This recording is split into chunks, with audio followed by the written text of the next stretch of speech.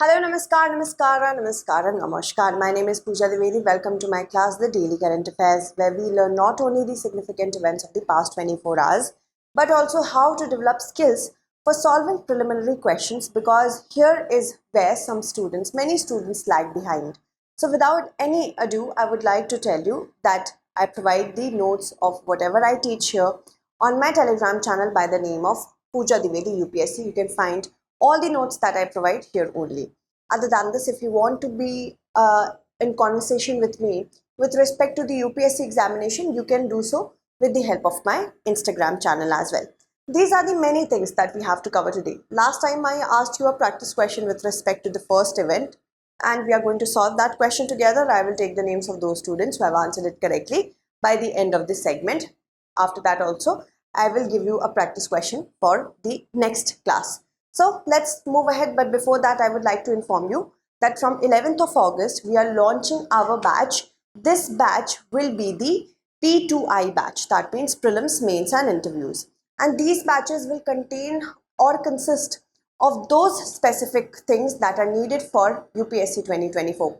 Prelims test series, mains test series, daily answer writing practice, current affairs module, everything will be covered with the help of this. So mains residential program is also one of the important things here. That means if you qualify prelims 2024 and you are a part of this particular batch, you will be invited to the StudyIQ campus, where you will prepare for the mains examination without any extra charges. This will be a 4-month period, and after that we will have an arduous program for the interviews as well. This costs just ₹70,000, but if you use the code PDLive, it will be made available to you at 29,999 only. Let's move ahead. India and South Africa established their diplomatic relations in which of the following years? The years have been given. I would like to tell you that because of apartheid, India wasn't able to fully establish its relations with South Africa, and the cultural, diplomatic and sporting relations were developed between India and South Africa only in the year 1993. So option A will be the correct answer. Recently it was announced that the Prime Minister will go to the BRICS summit that will be hosted by South Africa in Johannesburg, and the dates will be from August 2022 to 24. So the thing is that earlier there were rumors that the Prime Minister, following the footsteps of Vladimir Putin, the President of Russia, will not attend this particular summit. But recently we are seeing that China is trying to dominate BRICS. So Prime Minister of India will definitely join other BRICS countries there. The two nations' diplomatic, cultural and sporting ties were restored in 1993. The year South Africa ended its apartheid policy. Also in May 1993, a cultural center was officially opened in Johannesburg, so to have cultural relations, business and economic cooperation, defense, culture, health, human settlements, public administration, science and technologies. These were the certain areas where India and South Africa started cooperating. Also with respect to defense, we had a tie or a partnership in 2005 as well. Since then, 2005, we are cooperating on the defense structure as well. The Red Fort Declaration on Strategic Partnership, which was signed in 2010, paved the way for strategic partnership between India and South Africa. India is South Africa's second largest trading partner in Asia. Who is the first? Any guesses? Yes, China. China is the largest trading partner, but India is South Africa's fourth largest import partner and fifth largest export partner. The economic relations have grown if we compare the years 2015-16 to 2021-22. In 2015-2016, it was just $10 million, but $10 million from there we jumped to $16 to $17 million. Still we have a long way to go. While the majority of diaspora that is of Indian origin, it is in the African continent. But South Africa is the second largest home for Indians. Remember that. Moving on. With respect to the whip in the Indian parliamentary system, consider the following statements. The importance of a whip can be inferred from the number of times an order is underlined. That means how many times an order has been underlined. That shows us the importance of whip. A 3-line whip is the strongest, employed on important occasions, such as the second reading of a bill or a no confidence motion. And rebelling against a 3-line whip, this one, can make the lawmaker lose their membership of the House. So what do we have to see? We have to see how many statements given above is or are correct. In Indian parliamentary system, a whip can also be an order and also be any designated person who directs the other lawmakers to follow a line, to follow the party code. Okay, and here we are talking about the written order. So how serious is a whip or an order is looked at by the number of underlines we see in that order. First line, first only one underline is there, that is a one line whip. Here it is necessary when any party wants their lawmakers to vote for something, or even if so they want to abstain from voting, they can do so. The most important and the strongest one is the three line whip. We have one line, second line and three line. And third line whip is the most important and the strongest one. And recently, the BJP government has sent a three-line whip to all its lawmakers to be present between certain dates so that the passing of the bill can take place. And the three-line bill, as it is the strongest one, then if any member is going against that particular whip, they can lose their membership because it shows that their ideology and their policy mindset is not matching with the government of which they are a part or the party of which they are a part. So that is why they can be charged under the anti-defection law. So first statement on that very matter is correct, second is also correct, and third is also correct. How many are correct? All three will be the correct answer. BJP has issued a whip to its Lok Sabha MPs to be present in the house between 7th to 11th of August. A whip may refer to both a written order which is given to a member of the parties, and any Indian party can do that, as in it's not just the government but any party can do that, or to a designated official of a party who is designated to provide certain directives such as whip. This comes from the British practice of whipping in the lawmakers. It may require that the party members be present in the house for voting. They have to vote in any sort of manner. That means they have to toe the line of the party. This is what a whip is all about.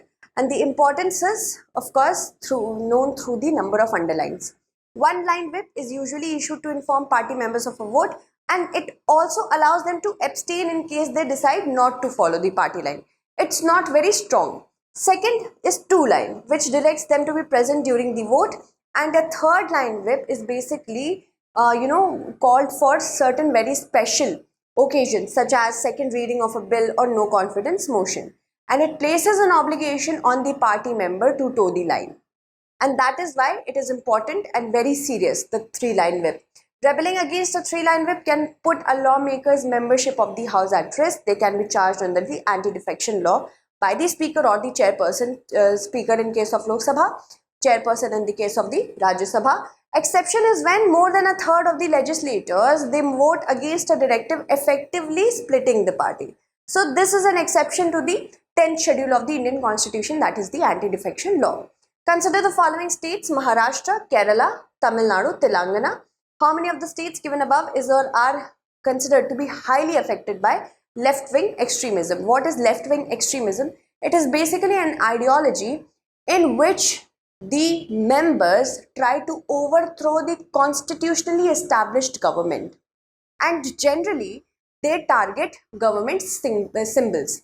In India, most of the times we see that tribals are at the receiving end of such movements because more than often they are called to be the informants of the government. So that is why there are many regions in India that are affected by left-wing extremism, or we call them Naxals in India. It is, of course, it is synonymous with Maoism. So if you go to the website of the government, then Ministry of Home Affairs, then you will see the names of certain states which are considered to be highly impacted by left-wing extremism. Some are moderately, some are marginally. But if you go to the website, because I have taken this information, latest updated information from the government's website, we are appearing for a government exam, so we have to refer to the government websites only. So Maharashtra is one of those states, even Kerala is one of those states, Telangana is, but not Tamil Nadu. Although left-wing extremism has been tamed in many of these states. So 1, 2, 3, 3 only will be the correct answer. Union Home Minister Amit Shah has went to Odisha, Bhubaneswar, and also taking in the consideration left-wing extremism over there as well as disaster management. These are political ideologies and groups that advocate for the significant societal and political change with the help of a revolution. This could be armed revolution, and they target government institutions, law enforcement agencies, private property, or further their agenda. And it all started in India since 1967, uprising in the Naxalbari, West Bengal. If you look at this particular map, this will show you that Jharkhand, many of the areas of Jharkhand are extremely affected, highly affected. Chhattisgarh, highly affected. Moderately affected, we have West Bengal, of course, highly affected West Bengal as well. Bihar, Telangana, Odisha has all the three highly, then marginally, moderately. As you can see, Tamil Nadu is marginally affected, although this does not appear to be highly affected in the government website. Karnataka, Maharashtra, all these are the states which are impacted by left-wing extremism. Certain areas of Madhya Pradesh and even certain regions of Uttar Pradesh over here are impacted by left-wing extremism. Now, to curb all this, the left-wing extremism division was established under the Ministry of Home Affairs in the year 2006, and that was to impact effectively what seems to be capacity building in order to help the communities to develop amongst themselves capacity to deal with such Maoist activities. So there is a nexus between the local tribes and the government as well. Union Home Ministry stated that the violence that is related to left-wing extremism has come down by 76% if we compare it by the year 2010 and 2022. These two are the years that have to be compared. Moving on. With respect to Poshan Abhiyan, consider the following statements. The focus is to lay emphasis on nutritional status of adults and girls, pregnant women, and lactating mothers only, and it was launched on 8th March 2019. So, which of the statements given above is or are correct? See, UPSC can give you data in such a manner that it will confuse you. Here, data is given, but some of you may have read about that it was launched on the Women's Day, but you may not be very sure about the year. So, in order to create distraction and confusion, more than one data can be provided in one particular statement. And in order to deal with such things, you have to make sure that you revise things that you have already read. As the Poshan Abhiyan talks about curbing malnutrition, providing proper nutrition to the human body. And the human body starts getting developed inside a mother. So what happens that the first is to focus on nutritional status for adults and girls who will be future mothers, then pregnant women, lactating mothers, and also children between the ages of 0 to 6. Okay, so first statement, because of the usage of the word only for that very matter, is incorrect, because here it should also be children aged between the years of 0 to 6. So first is incorrect, and it was actually launched on 8th of March. That is correct, but it was the year 2018 and not 19. So this makes the second statement incorrect. It was launched by the Honorable Prime Minister from Jhunjhunu, Rajasthan. Okay, so both the statements are correct. Both the statements are incorrect. So neither 1 nor 2 will be the correct answer. There has been a data that has been provided to the Parliament by the Union Minister that shows that according to National Family Health Survey, the prevalence of stunting, that means low height for age. Stunting means low height for age. It has reduced to 40.9% in 2019-2020. If we compare it to the year 2014-15, back then it was 43.8. Marginal difference, but still there is a difference. The prevalence of wasting has also reduced. What is wasting? Wasting means you can say low weight, or if a child is too thin for their height. So, too thin for their height.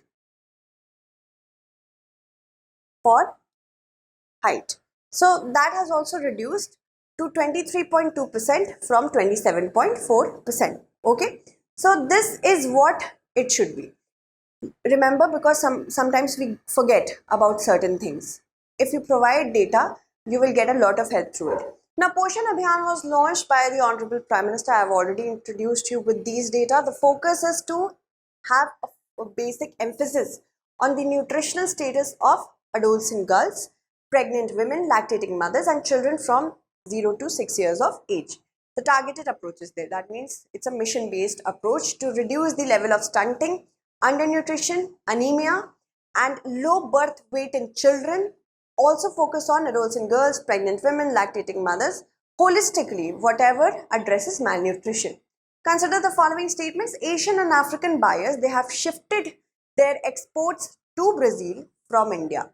Okay, then that means they were earlier getting their exports of sugar from India, but they have now shifted to Brazil. Cultivation of sugarcane in India dates back to the Vedic period, and Maharashtra is the leading producer of sugarcane in India, followed by Uttar Pradesh and Karnataka.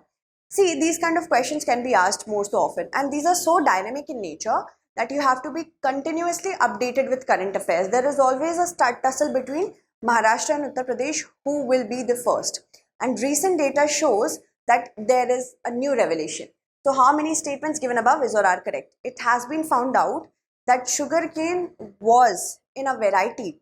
It was grown since the Vedic ages in India. So this is correct. Second is correct. Although we can talk about sugarcane being, known from a country known as New Guinea, that is Papua New Guinea. But in India also, in a form, it was cultivated during the Vedic ages, since the Vedic ages.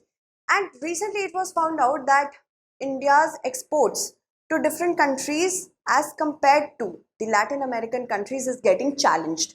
Specifically, Asian and African buyers have started getting their sugar from Brazil and not India. India does send it to Bangladesh and certain other important countries of Africa, Sudan, but we are losing from Latin American countries. They are getting more surplus, but still we have enough for our domestic needs and also the surplus. Maharashtra is right now the leading producer of sugarcane, which is, of course, this is a new data. And earlier it was Uttar Pradesh, but now it is followed by Uttar Pradesh in the second position and Karnataka in the third position. What happens that top 5 states you must know in any category, because UPSC can now go beyond the top state, the one top state. Okay, so how many statements is or are correct? All 3 are actually correct. All 3 will be the correct answer. The center has recently said that we have enough for domestic consumption, the sugar. And sugarcane is from the family Graminae, and it is grown in such countries which are actually present in the between the latitudes 36.7 degree north and 31.0 degrees south of the equator, basically tropical and subtropical zones. And it originated in New Guinea. Okay, Papua New Guinea. Also, here it is crossbred in India with some wild sugarcane to give its commercial form. Sugar production is led by Maharashtra, then Uttar Pradesh and finally Karnataka. India mainly exports sugar to Bangladesh, Malaysia, Sudan, Somalia and the UAE. And Asian and African buyers have shifted to Brazil now. Okay. So with respect to criminal defamation, consider the following statements.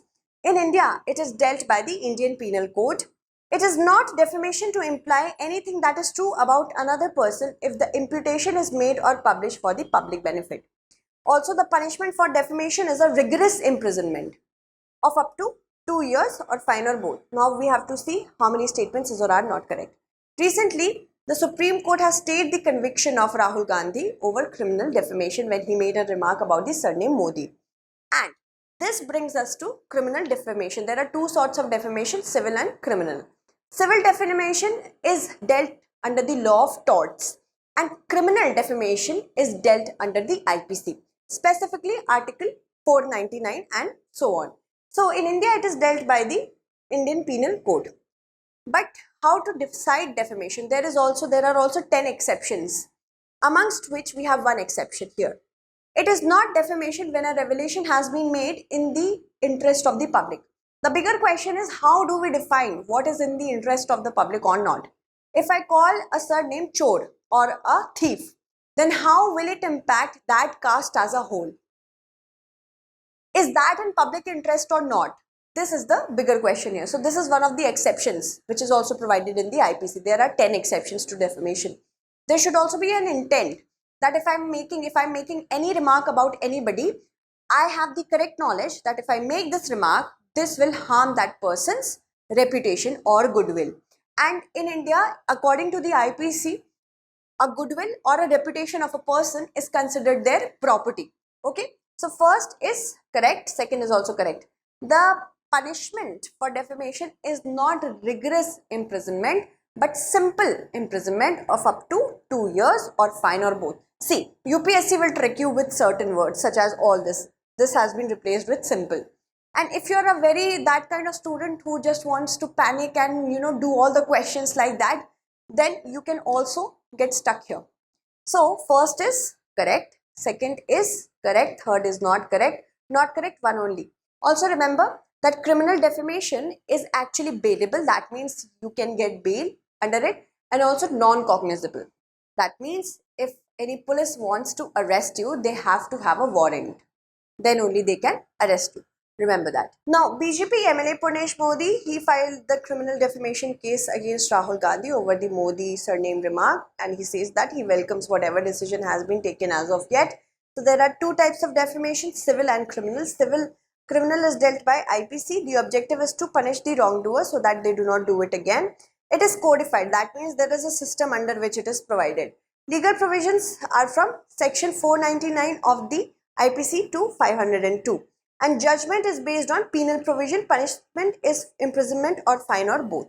Then civil defamation is dealt by the law of torts, and the objective is to amend the wrong whatever has been committed by the person. So this is punitive and this is non-punitive, to actually reform the mistake that has been done, rectify. This is rectifying in nature. Remember that because prelims can ask you that as well. And it is uncodified. That means not a system is provided under this. There is no concerned provision with respect to civil defamation, and judgment is based on precedents and common law principles. That means what has been said earlier, according to that they can also give judgments, and compensation is provided under this. Alright, no imprisonment. So according to section 499 of the IPC, defamation can take place through if I'm speaking any words, showing any signs or visible representation, or saying things with the intent that my words will harm that person's reputation.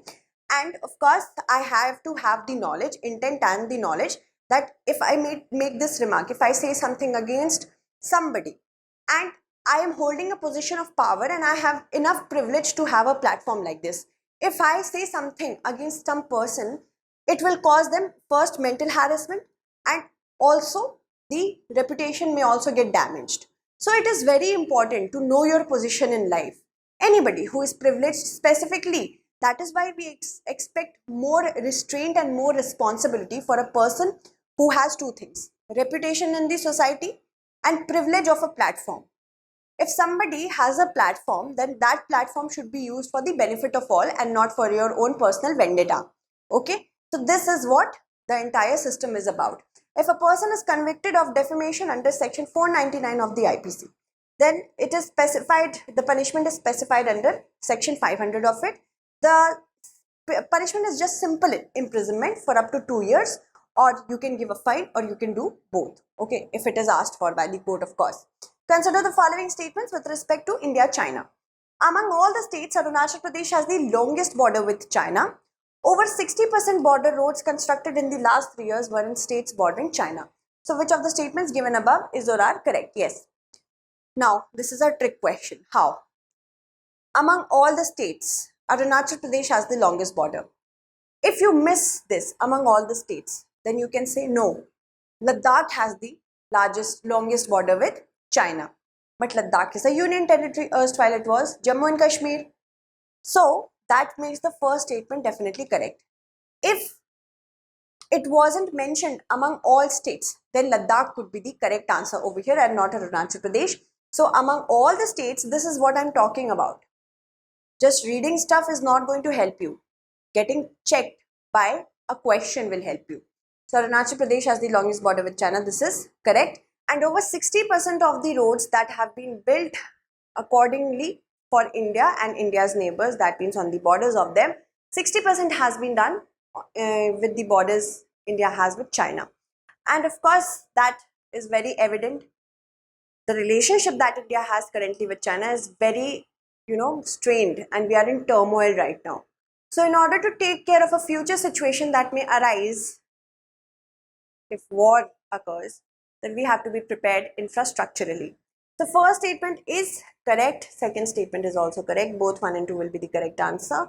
As you can see, China here shares a border with Ladakh, not Jammu and Kashmir anymore, Himachal Pradesh, through the Tibet region, autonomous Tibet region, Uttarakhand, Sikkim, Arunachal Pradesh. So that is why it is important to secure all these regions, right? Arunachal Pradesh has seen the highest number or the most voluminous number of roads to be built in the past 3 years. That explains the situation that China has with India over Arunachal Pradesh right now.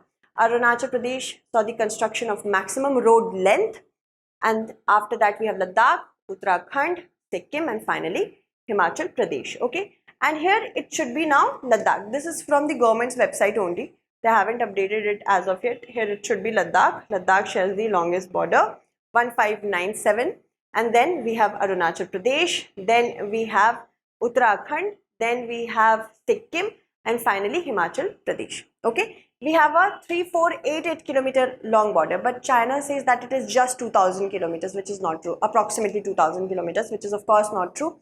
But we cannot blame any country over this because we do not have a proper delineation or agreement over it. Okay, now let's move on to the practice question. The Archaeological Survey of India was centralized under, not established, Lord Curzon, Lord William Bentinck, Dufferin, Lord Hastings. Okay, now let me take the names of those students who have answered the last question correctly.